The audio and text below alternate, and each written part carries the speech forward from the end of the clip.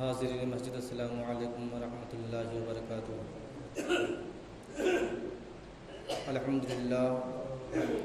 الحمدللہ رب العالمین والعاقبۃ للمتقین، والصلاة والسلام علی سید المرسلین وعلی آلہ وصحابہ اجمعین۔ اما بعد فاعوذ باللہ من الشیطان الرجیم، بسم اللہ الرحمن الرحیم۔ ولا تقولوا فی سبیل اللہ امواتا۔ صدق اللہ مولانا العظیم وبلغنا رسولہ النبی الامین المکین الکریم، ونحن علی ذلک لمن الشاہدین والشاکرین، والحمد للہ رب العالمین۔ محترم سامعین، آئیے کچھ عرض و معروض سے قبل اپنے آقا نامدار مدینے کے تاجدار جناب روح فدا محمد عربی صلی اللہ تعالی علیہ وسلم کی بارگاہ بے کس پناہ میں درود و سلام کی ڈالی نشاور کریں اور پڑھیں بآواز بلند، اللہم صلی علی سیدنا شفیعنا حبیبنا کریمنا مولانا محمد وبارک وسلم صلاۃ و سلام علیک یا رسول اللہ صلی اللہ تعالی علیہ وسلم۔ محترم سامعین،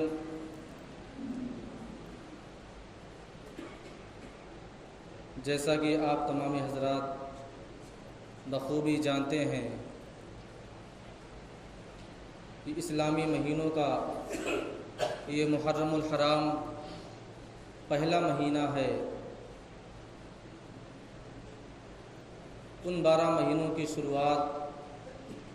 محرم الحرام کے مہینے سے شروع ہوتی ہے۔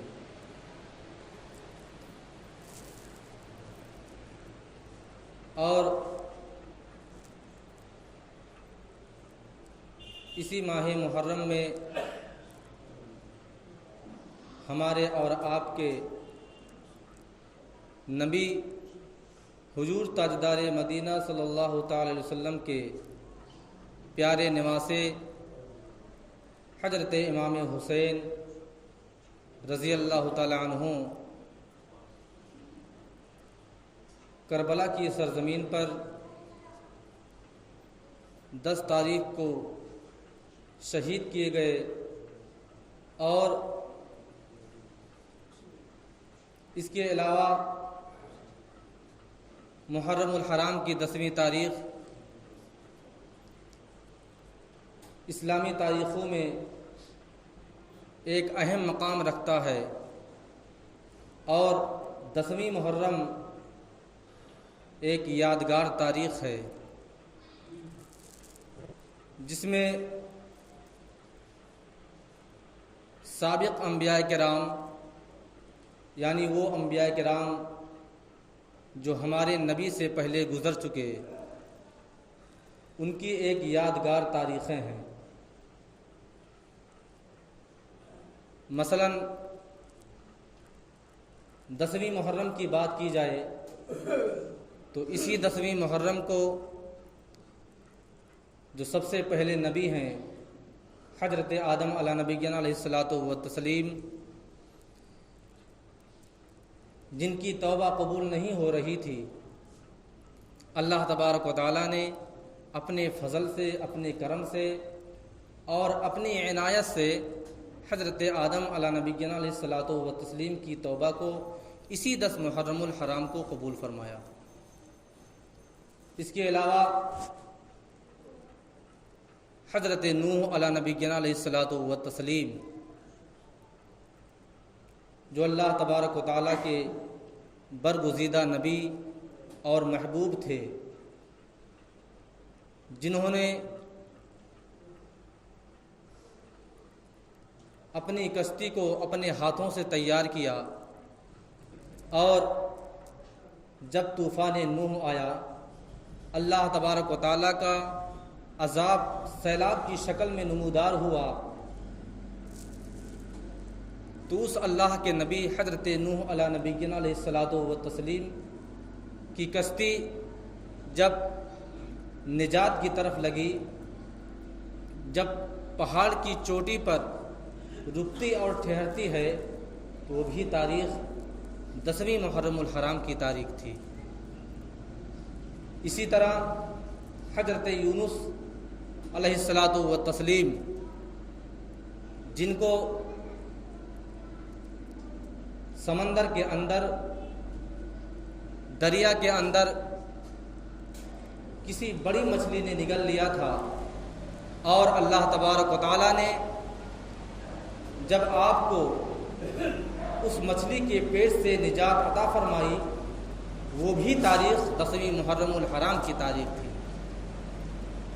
اس کے علاوہ اگر میں بتاتا رہوں تو سارا وقت ختم ہو جائے گا، لیکن وہ یادگار تاریخ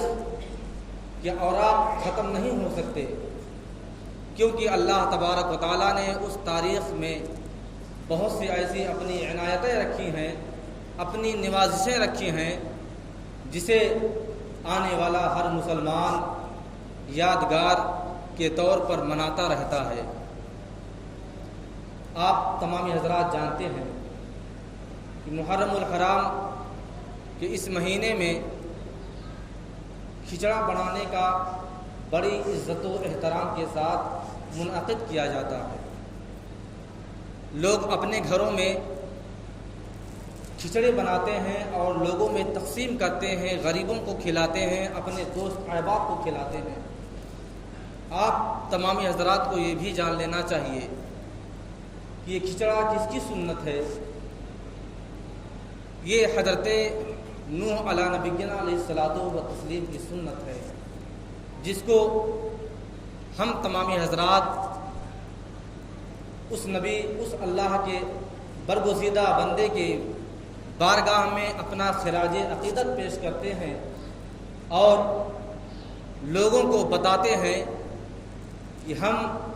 اور تمامی مسلمان جو کھچڑا تیار کرتے ہیں، یہ حضرت نوح علیہ نبینا علیہ الصلاۃ والتسلیم کی سنت ہے۔ ویسے 10ویں محرم کی تاریخ سب سے زیادہ جو یادگار کا موقع رکھتی ہے، یادگار کے طور پر جو منائی جاتی ہے، لوگ حضرت امام حسین رضی اللہ تعالی عنہ کی یادگار میں مناتے ہیں اور ان کی محفلیں منعقد کرتے ہیں اور اللہ تبارک و تعالیٰ کی تمام عنایتوں سے سرفراز ہوتے ہیں۔ حضرت امام حسین رضی اللہ تعالی عنہ جو ہمارے اور آپ کے نبی کے نواسے اور چہیتے ہیں، جن سے میرے نبی نے بے انتہا محبت فرمائی، اور ہر موقع پر آپ نے یہ بھی ظاہر فرمایا کہ سب سے زیادہ میں حضرت امام حسین رضی اللہ تعالیٰ عنہ سے محبت کرتا ہوں۔ بچوں کی عادت ہوتی ہے، جب بچے چھوٹے ہوتے ہیں تو ان کی الگ الگ خواہشیں ہوتی ہیں، الگ الگ چیزیں اپنے والدین کے سامنے، اپنے نانی اور نانا کے سامنے پیش کرتے ہیں، اور وہ والدین اور ان کے خاندان والے اپنے اولاد کی، اپنے بچوں کی وہ خواہشیں پوری کرنے کی بھرپور کوشش کرتے ہیں۔ اسی طرح حضرت امام حسین رضی اللہ تعالی عنہ ایک مرتبہ میرے نبی کریم صلی اللہ علیہ وسلم جب مسجد نبوی میں موجود تھے، حضرت امام حسین آئے اور عرض کرنے لگے، نانا جان، میں تو اتنا بڑا بننا چاہتا ہوں کہ آپ سے بھی بڑا ہو جانا چاہتا ہوں۔ میرے نبی نے فوراً اپنے اس چہیتے نواسے حضرت امام حسین رضی اللہ تعالیٰ عنہ کے دونوں ہاتھوں کو اپنے ہاتھوں میں لیتے ہیں اور اپنے اوپر چڑھانا شروع کرتے ہیں۔ سب سے پہلے حضرت امام حسین میرے نبی کے اپنے نانا کے گھٹنوں پہ دونوں پیر رکھتے ہیں اور اوپر چڑھنے کی کوشش کرتے ہیں۔ میرے نبی کریم حضور تاجدار مدینہ صلی اللہ علیہ وسلم کے جب شان مبارک پر حضرت امام حسین کا قدم پڑتا ہے تو آپ ارشاد فرماتے ہیں، حسین اب تو تم اپنے نانا سے بھی اونچے ہو چکے ہو، اب اور کتنی اونچائی چاہیے؟ حضرت امام حسین رضی اللہ تعالیٰ عنہ کے دونوں قدم اپنے نانا کے شان مبارک پر رک جاتے ہیں، اور حضرت امام حسین رضی اللہ تعالیٰ عنہ کا سر مبارک اپنے نانا سے بھی اونچا ہو جاتا ہے۔ یہ تھی محبت، یہ تھی عقیدت۔ اور دوسری جگہ پر کہ میرے نبی کریم صلی اللہ علیہ وسلم کا حجرے مبارک کا جو دروازہ کھلتا تھا وہ سیدھا مسجد نبوی کے اندر کھلتا تھا، اور میرے نبی کی عادت تھی کہ جب آپ مسجد نبوی میں تشریف لاتے تو اس دروازے کے بجائے آپ دوسرا دروازہ اختیار کرتے تھے، کیونکہ حضرت فاطمہ رضی اللہ تعالیٰ عنہا کا گھر بھی میرے نبی کے حجرے سے تھوڑی ہی دوری پر تھا، چند قدم کے دوری پر تھا۔ میرے نبی حضور تاجدار مدینہ صلی اللہ علیہ وسلم جب بھی مسجد نبوی میں نماز ادا کرنے کے لیے آپ مسجد نبوی کا رخ کرتے تو اس دروازے کے بجائے آپ دوسرے دروازے سے نکلتے اور حضرت فاطمہ رضی اللہ تعالیٰ عنہ کے گھر کے دوسری طرف سے گھوم کر کے آپ مسجد نبوی کے اندر تشریف فرما ہوتے تھے۔ کیوں؟ اس وجہ سے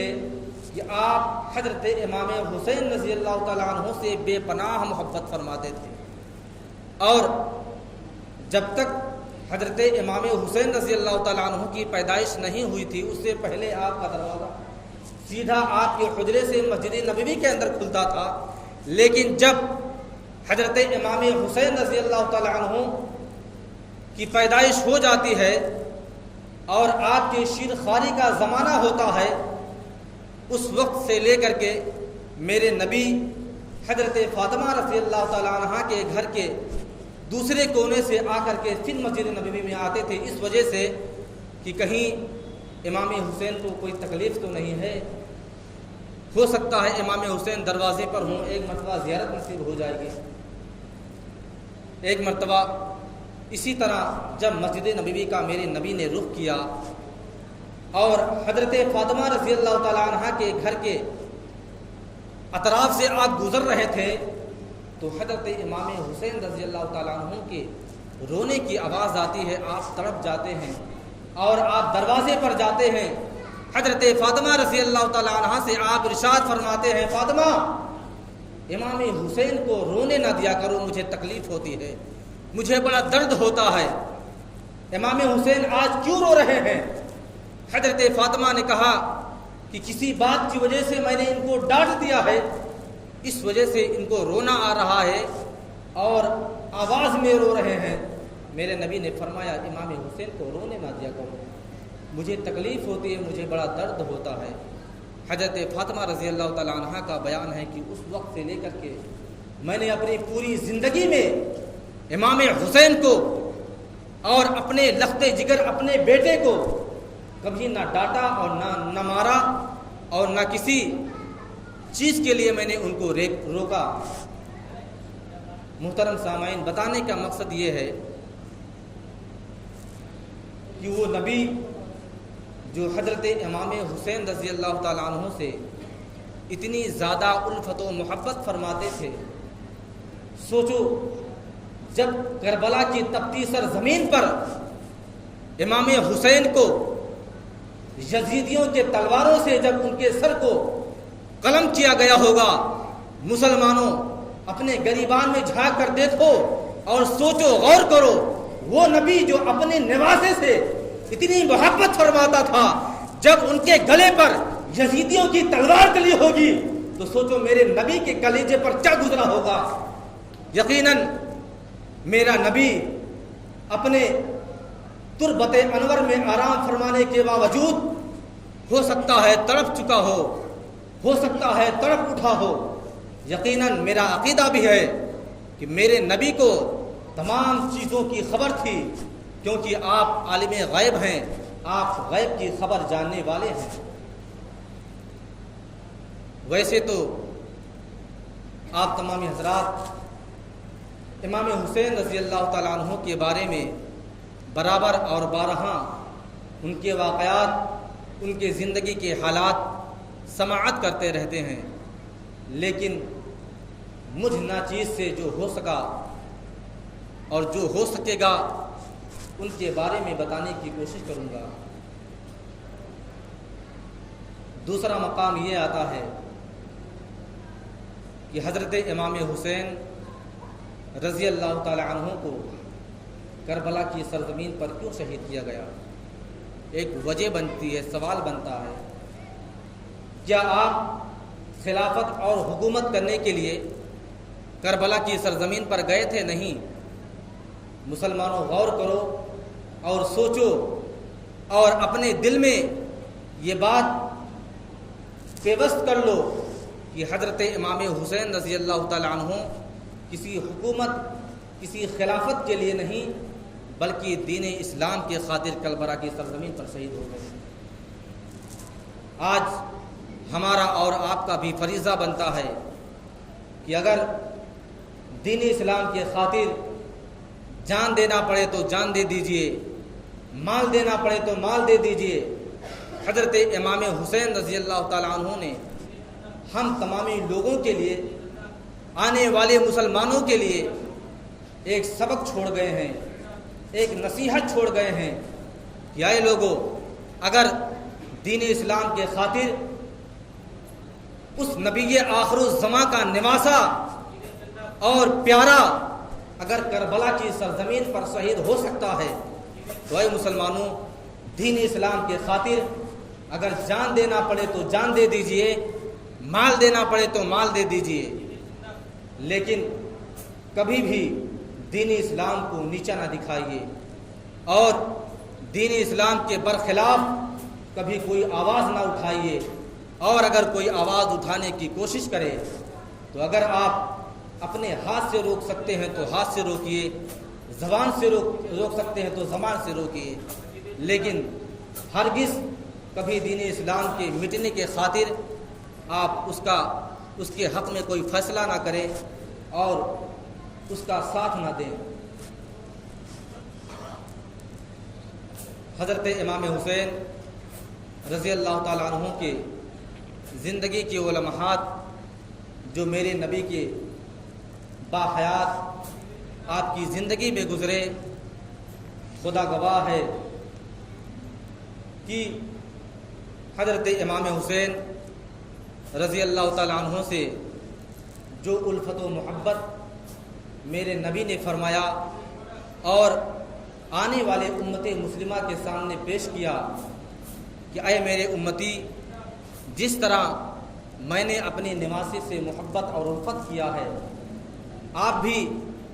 میری خوشنودی کے لیے، اللہ تبارک و تعالیٰ کی رضا کے لیے میرے اس نواسے سے محبت و الفت کریے، اور اگر کوئی مصیبت آتی ہے تو اس کے وسیلے سے دعا مانگا کیجیے، انشاءاللہ العزیز آپ کی دعائیں بھی قبول ہوں گی اور آپ کا ہر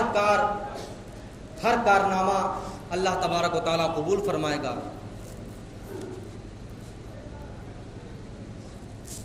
انشاءاللہ العزیز موقع ملا تو حضرت امام حسین رضی اللہ تعالیٰ عنہ کے زندگی کے مختصر حالات جو آپ کے ساتھ کربلا کی سرزمین پر پیش آیا، انشاءاللہ العزیز 2-4 جمعے تک بیان کرتا رہوں گا تاکہ آپ تمامی حضرات امام حسین رضی اللہ تعالیٰ عنہ کی سیرت سے، ان کی حیات زندگی سے واقفیت رکھیں اور ان سے الفت و محبت کرنے کی کوشش کریں، کیونکہ جس امام حسین سے میرے نبی نے اتنی محبت فرمائی ہو، آپ خود سوچ سکتے ہیں کہ اگر ہم ان کے نواسے سے یعنی حضرت امام حسین رضی اللہ تعالیٰ عنہ سے محبت کریں گے تو یقیناً اللہ تبارک و تعالیٰ کی بارگاہ میں ہماری مقبولیت ہوگی اور اللہ تبارک و تعالیٰ ان کے ذریعے سے ہماری گناہوں کو معاف فرمائے گا اور ہماری نیکیوں کو، ہماری عبادتوں کو بھی قبول فرمائے گا۔